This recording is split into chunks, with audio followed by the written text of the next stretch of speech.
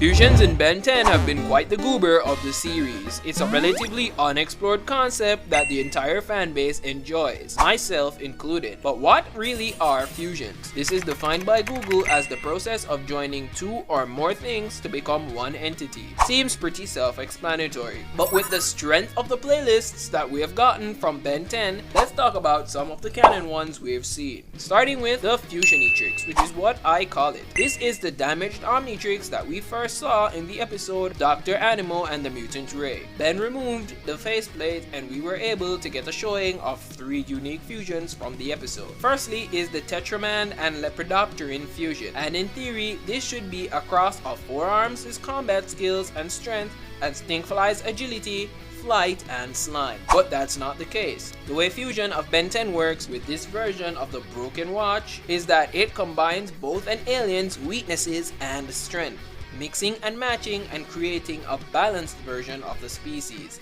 So instead of being an almost unbeatable speed demon with incredible strength and projectiles, we get an alien too heavy to fly and too weak to truly brawl. Stink Arms is an inefficient combat alien, but our second alien isn't much better. Introducing Diamond Matter. Now, this is the Crystal Sapien and Grey Matter fusion that we get in the show, and in all honesty, it has a lot of potential. He's too small to pack the same punch that Diamond Head does, and chances are that his intelligence is dull, but he still seems pretty balanced in my opinion. And if you were to ask me, Ben just used him wrong. But nothing is as wrong as the final fusion of the episode, which is Heat Jaws, and I personally hate this transformation with a passion. The Pyronite and Pisces fusion goes together like oil and water, being its own source for dehydration for the Ripjaws have, and not being able to generate enough heat to use his fire blasts effectively. This fusion is a death sentence if your name isn't literally Ben Plot Convenience Tennyson.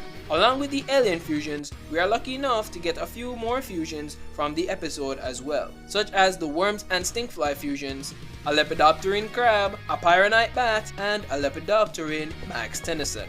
Let's skip Alien Force and Ultimate Alien for now, and we can talk about the Fusion Lord, Ben 10K Omniverse. He invented the Biomnitrix and uses that to fuse his alien forms, and he doesn't give us funky random transformations like Ben Classic, but he gets prime time fusions. He gives us amazing amped up fusions like the virtually undefeatable Atomic X, a fusion of the Atomics and Alien X transformation, which is an overall powerhouse, but with probably a -10 in omnipotence. We get 2 Humongosaur fusions, which is Humongoopsaur, the gelatinous dino with incredible strength and a versatile slime body, and Formongosaur, a strong-armed titan with incredible strength, and dude, he has 4 arms. We get Crash Shocker, a fusion of Shock Squatch and Crash Hopper, incredible strength and an electronically charged punch. And lastly, of course, we get Big Chuck, the semi-gigantic Upchuck and Uprig,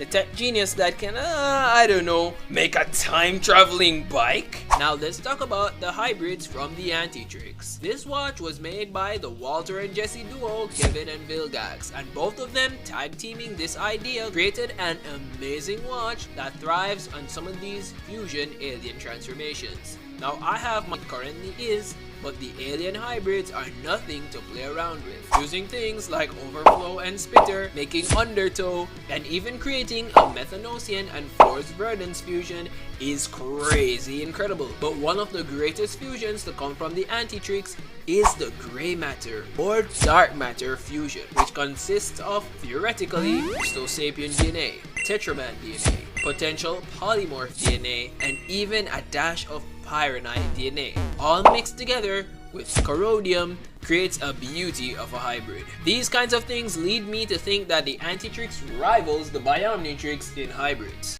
It's alive! It's alive!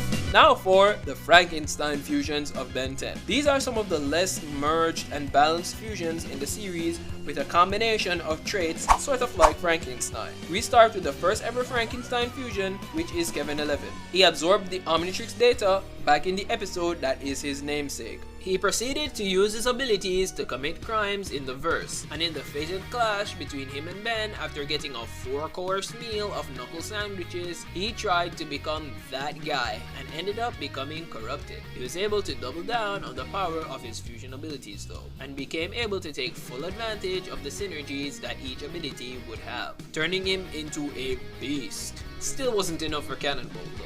Now, instead of possessing a single alien ability at a time, he had only a 10th of each alien's power. So for Ben in Alien Force, we get to see another amalgamation alien fusion between Spider Monkey, Humongosaur, and Swampfire in the form of the Nalgene Destructor. Now, this piece of level 20 technology created by a whole other race, and wait, I already made a video on that.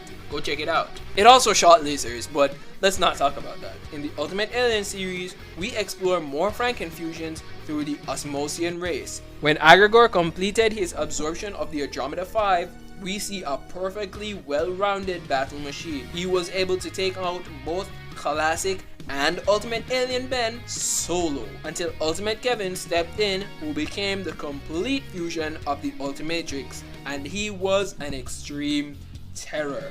Moving on to even Omniverse, we get 2 versions of the Kevin amalgamation, one from 11-year-old Ben and another from Omniverse Ben in the Router saga. And of course, in the reboot, we get quite a few fusions from the episode where the Fulmini try to invade Earth, where we get to see Grandpa Max and Gwen in their alien forms, along with Ben in an amalgamation fusion form. This was only able to take place because they ventured into the Omnitrix in order to stop the impending invasion, and we also got another hybrid, which was Glitch, the half mechamorph, half human artificial Omnitrix creation. We also got 2 very wonky fusions that honestly give me nightmares. Kinda goofy if you ask me. Along with that, we get to see Anti-Vilgax, who has an amalgamation transformation of all the hybridized DNA samples in the Antitrix, before he ends up becoming Alien V, the Celestial Sapien Chimera Sui Generis fusion. But where do all of these guys stand in a ranking?